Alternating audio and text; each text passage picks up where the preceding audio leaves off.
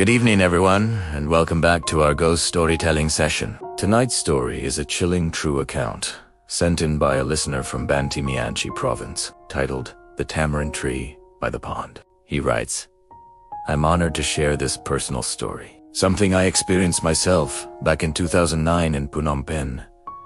I won't reveal the exact location, but it was near a well-known university.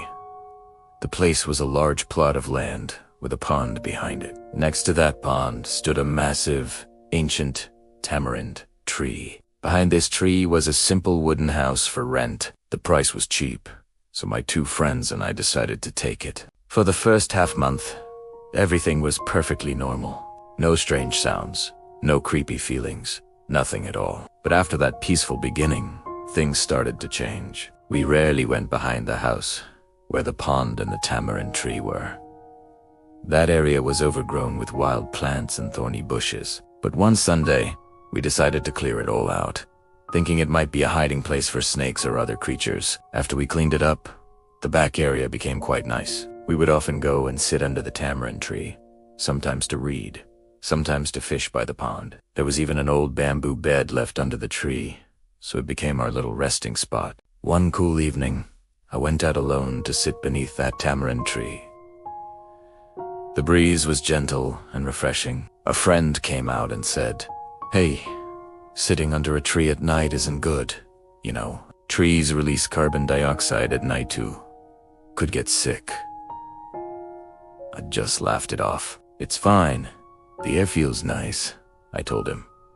So we sat there talking for a while. After about 10 minutes, I suddenly saw something from the corner of my eye, someone walking from the left side toward us. I assumed it was our other friend coming to join us. But when I turned to look properly, there was no one there. I asked my friend beside me, Did you see someone walking this way just now? He said, No, I didn't see anyone. To be sure, I shouted for our friend who was still inside the house. When he came out, I asked him, Did you just walk toward the tamarind tree a moment ago? He replied, No, I haven't left the house. That sent a chill right through me. We all decided to go back inside. My friend kept teasing me, You saw a ghost. The ghost's after you. I just smiled and pretended not to care.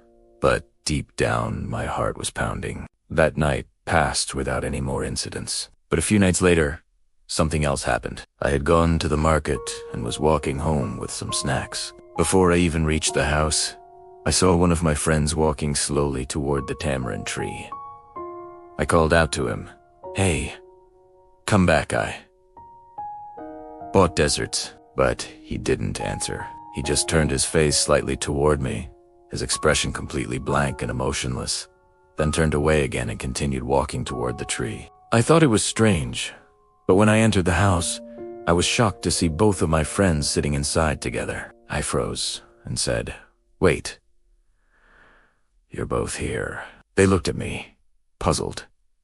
I didn't explain much, just said, Never mind. Maybe I was mistaken, but deep down I knew what I had just seen. Around 2:30 a.m. that same night, I woke up needing to use the restroom. The toilet was outside the house, and from there, you could see the pond and the tamarind tree clearly. As I walked out, I tried not to look toward it, but on my way back, I couldn't resist glancing, and what I saw made my blood run cold. There was a long, thin white cloth floating in the air, swaying gently, and beneath it, I could see a pair of feet dangling, moving slightly. That's when I knew it wasn't human. No person would be out there doing something like that at that hour. It could only be a ghost, a spirit. I bolted toward the house, running so fast that I slammed my shoulder into the wall beside the door, making a loud thud. My friends woke up in fright, asking what had happened.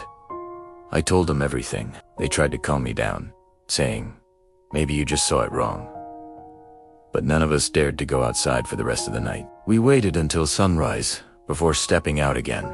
From that day on, we never went near the back of the house again, especially not near the tamarind tree. It seemed the ghost never entered the house, but respected our space, or maybe we were just lucky, but perhaps we had offended it somehow, because not long after, even stranger things began to happen. One day, when our classes were canceled, my friends and I stayed home, drinking and relaxing under the tamarind tree. It was broad daylight, so we weren't afraid. After a while, some of them got drunk and lay down to rest. I was half asleep on the bamboo bed, gazing up through the branches, and that's when I saw her. A female ghost, her face pale and rotten, her hair hanging long, and her tongue extended far down her chest. She was sitting on a branch, staring right down at me. My drunkenness vanished in an instant. I turned my face away, trembling, and hurried back inside the house, trying my best not to scream. That night, I couldn't stop thinking about what I'd seen. I wanted to pack my bags and leave immediately, but rent was cheap and finding another place was hard. So I decided, if we just don't bother it, maybe it won't bother us. Later that evening, one of my friends went to wash dishes at the back. When he came back in, I asked him, "Did you see anything near the tree?" He said no. It seemed that I was the only one who could see it. From then on, it was always me who heard the strange things, someone calling my name clearly, the sound of footsteps circling the tree, and sometimes even a flickering blue light hovering above the tamarind branches. Eventually, I just couldn't take it anymore. I moved out. My two friends stayed on, and later brought in new roommates. I never heard whether they encountered the same things. By then, we were all studying at different universities, and our paths drifted apart. And that, dear listeners, is the true story of the tamarind tree by the pond. Thank you all for listening. May you all be safe, and may you never forget to respect the unseen wherever you go. Thanks again, and don't forget to follow and subscribe for more stories. Good night.